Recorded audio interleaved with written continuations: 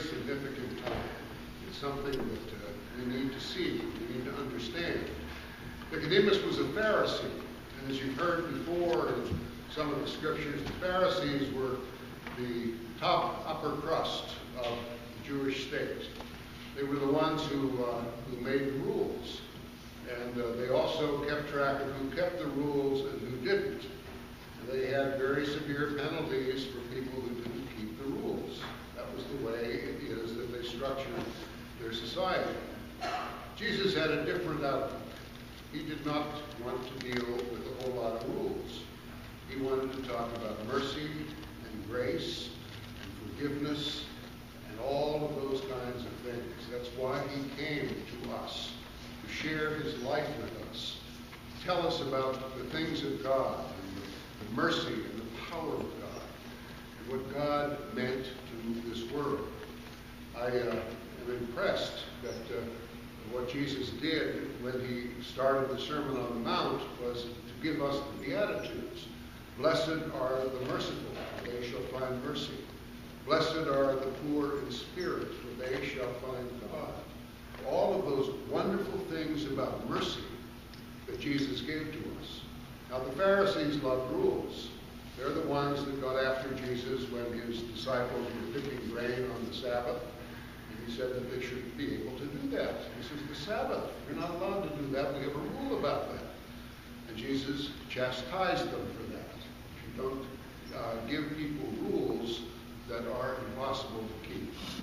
And so that's what happened with the Pharisees. Now Nicodemus was a powerful guy. And he did a beautiful thing. When Jesus was crucified, it was Nicodemus who provided the empty tomb where Jesus could lie. And that's a gift that is beyond belief. Nicodemus didn't always understand what Jesus was talking about when he said that you have to be born from above. We don't understand that all very well either. But what Jesus was trying to say is that you can't understand heaven if you don't have some knowledge of the Holy Spirit. And that's what we are all about.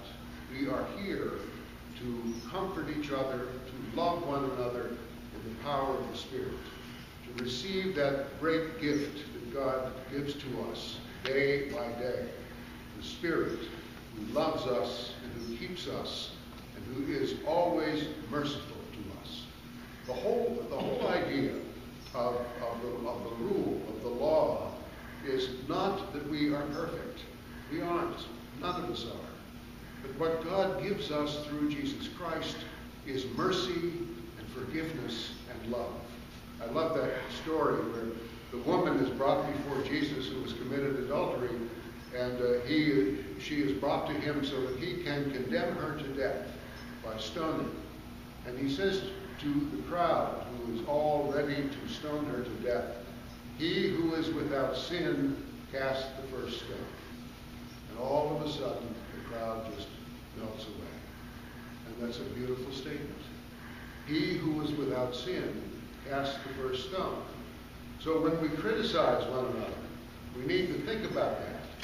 When we criticize people for doing what they're doing, have we ever done that? Have we ever thought about that? Have we ever been in that kind of a mood? We need to be careful in the way that we judge. Now, some people like to also say that Jesus said to her, "Go and sin no more." But that kind of takes away from the whole of it.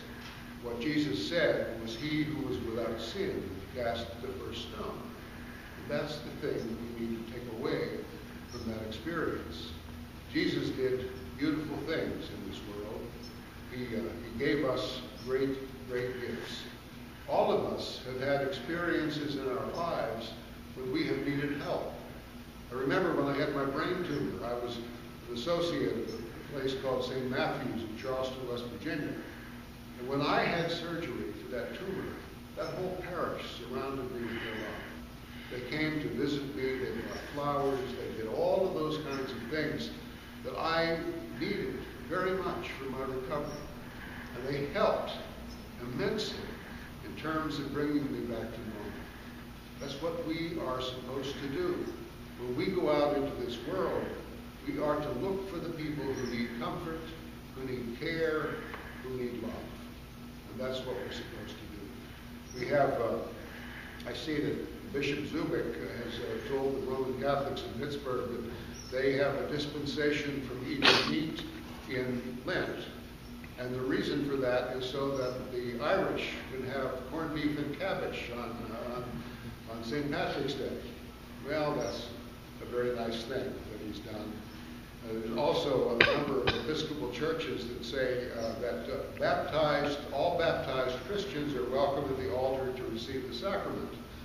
Well, I think that's a little too strict. I like to say all of you are invited to the altar to receive the sacrament. Every one of you. I don't care whether you're baptized or not or have any credentials. I've never seen anybody ask for any certificates when they come to the altar to get the sacrament. You just come and receive it and know that what you are receiving is God's powerful love. Jesus said to Nicodemus, God sent not his Son into the world to condemn the world, but he sent him into the world that we may have peace. And that's the point. When we look at these tumultuous times that we're in, one of the things that I think we need to understand is we need to learn to listen to each other. And when we listen to each other, we can find roads through that to find peace. For peace and mercy is what our God wants for us over all.